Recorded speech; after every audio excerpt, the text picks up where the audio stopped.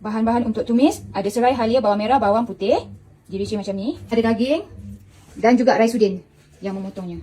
Ada bunga lawang, kulit kayu manis dan juga cengkeh, buah pelaga, ubi kentang. Ada daun pandan guys. Daun pandan ni kat sini yang tumis sekali. Okay, minyak sapi ya untuk rasa flavor yang lagi kuat.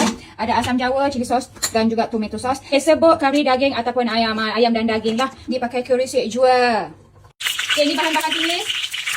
Oh wow. Tumis dia sampai dia naik bau. Ni dah bau dah sedap. Okay Lakin, untung Lakin kau datang sini pakcik masak kari untuk kau. Masukkan cili giling, serbuk kari, ayam dan daging. Masukkan daging. Masukkan chili sauce, tomato sauce. Masukkan air. Tolong kacau saja, kacau. Ada apa nak duduk sekali?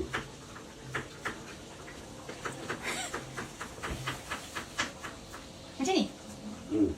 Tak, kenapa ada kucing? Abi, saya dah rasa macam saya director kat sini, Abi. Barang ni kursi Abi. Apa yang cuba Abi lakukan? Takkan Abi duduk sini tunggu masakan tu? Abi, satu jenis lauk je pun.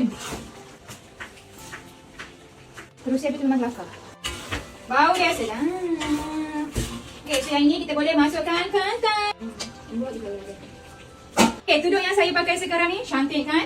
Oh, ini adalah tudung sarung Ashifa. Yang ini datang sekali dengan inner dan juga tengok material dia. Tengok dekat-dekat material dia jenis chiffon soft pleated. Tudung ni bidang dia bidang 45. Sanggup masak. Jadi ada bahan-bahan asam jawa, garam semua tu you all kena letak santan juga Lepas tu tunggu sampai dia ni masak, daging ni lembut, kentang ni pun dah masak, sudah siap. Inilah kari daging daripada Raisuddin. Oi, kari abang masak, champion guys.